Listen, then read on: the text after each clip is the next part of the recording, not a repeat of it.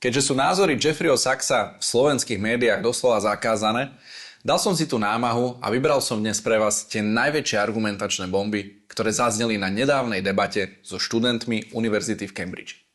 Témou bola medzinárodná politika, v ktorej pán Sachs pôsobí už viac ako 30 rokov a na jeho názory a argumenty, akožto špeciálneho poradcu až 3 generálnych tajomníkov Spojených národov, poznajú jeho oponenti len jedinú odpoveď – cenzúru. Takže ako sa hovorí, prajem príjemné pozeranie a zdieľajte, kým to nesmažú. Russia, by the way, despite every single thing that's said every single day, truly, really does not want more land. It's already 11 time zones. The last thing that they need or want is more land.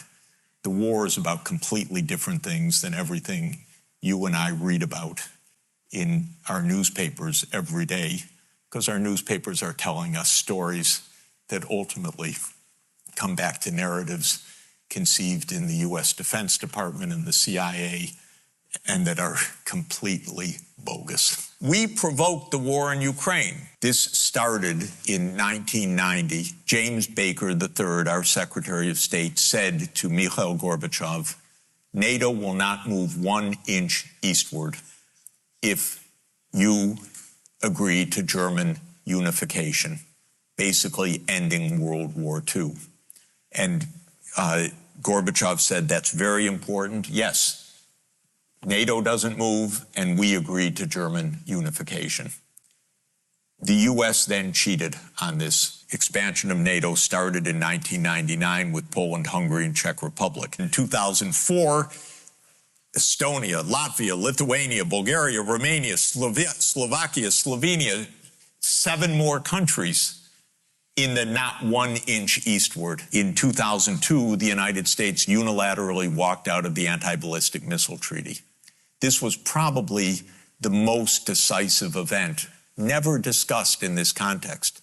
But what it did was trigger the U.S. putting in missile systems in Eastern Europe that Russia views as a dire, direct threat to national security by making possible a decapitation strike of missiles that are a few minutes away from Moscow. In 2009, Yanukovych won the election and he became president, and in 2010 on the basis of neutrality for Ukraine. That calmed things down because the U.S. was pushing NATO, but the people of Ukraine on the opinion polls didn't even want to be in NATO. They knew that the country is divided between ethnic Ukrainian, ethnic Russian. What do we want with this? We want to stay away from your problems.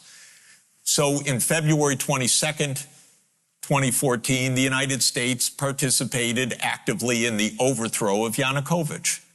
A typical U.S. regime change operation, have no doubt about it. And the Russians did us a favor. They intercepted a really ugly call between Victoria Nuland and the U.S. ambassador to Ukraine, Jeffrey Piat, who's a senior State Department official till today. And they talked about regime change. They said, who's going to be the next government? Why don't we pick this one? No, Klitschko shouldn't go in. It should be Yatsenyuk. Yes, it was Yatsenyuk. And we'll get the big guy, Biden, to come in and do an attaboy, they say, pat him on the back. It's great. So they made the new government. All of this is to say the U.S. kept rejecting the basic idea, don't expand NATO to Russia's border in a context where we're putting in goddamn missile systems. On December 15th, 2021, Putin put on the table a draft Russia-U.S. security agreement. You can find it online. The basis of it is no NATO enlargement. I called the White House, begging them, take the negotiations. Putin's offered something, avoid this war. Oh, Jeff, there's not going to be a war.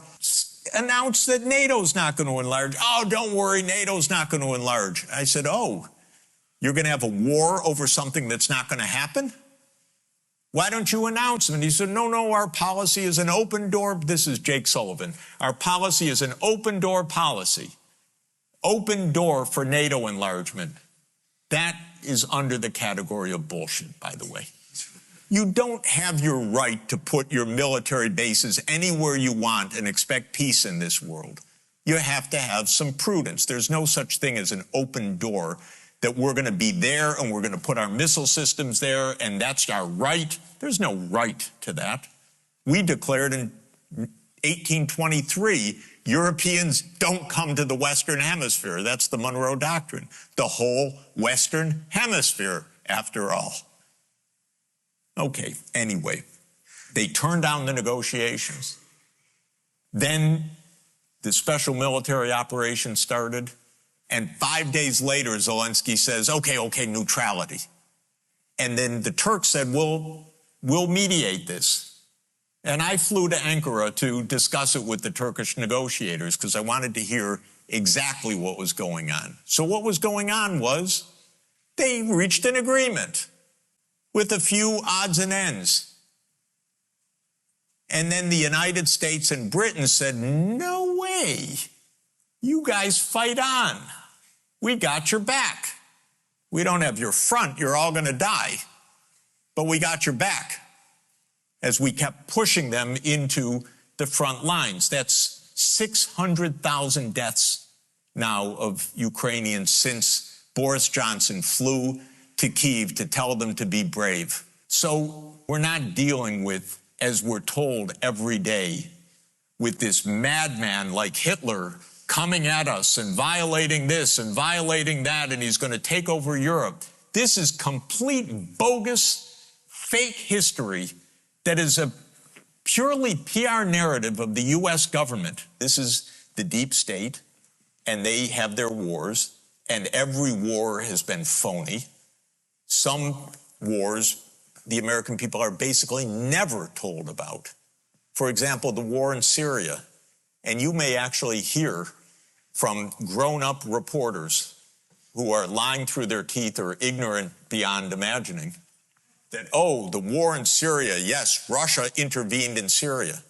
Well, do you know that that Obama tasked the CIA to overthrow the Syrian government, starting 4 years before Russia intervened? What kind of nonsense is that? And how many times did the New York Times report on Operation Timber Sycamore, which was the presidential order to the CIA to overthrow Bashar al-Assad? 3 times in 10 years. This is not democracy. This is a game. And it's a game of narrative. Why did the U.S. invade Iraq in 2003? Well, first of all, it was completely phony pretenses. It wasn't, oh, we were so wrong, they didn't have weapons of mass destruction. They actually did focus groups in the fall of 2002 to find out what would sell that war to the American people. Abe Schultzky, if you want to know the name of the PR genius.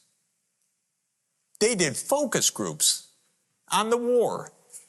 They wanted the war all the time. They had to figure out how to sell the war to the American people, how to scare the shit out of the American people. Look at the great accomplishment of pouring in, I don't know how many hundreds of billions of dollars into Afghanistan for 20 years to get from the Taliban regime to the Taliban regime. This is American genius at democracy promotion. They don't care at all about democracy, by the way, at all. They topple governments they don't like that won't do their bidding. They topple democracies if they don't like them. They'll topple anybody that they don't like. That's how it's worked all along. They never said, oh, we can't topple Mossadegh in 1953. He's a democratic government. No, they toppled a democratic government in Iran and put in a police state, which led to wonderful long-term relations with Iran because they really love the American people for that. So this is not about democracy.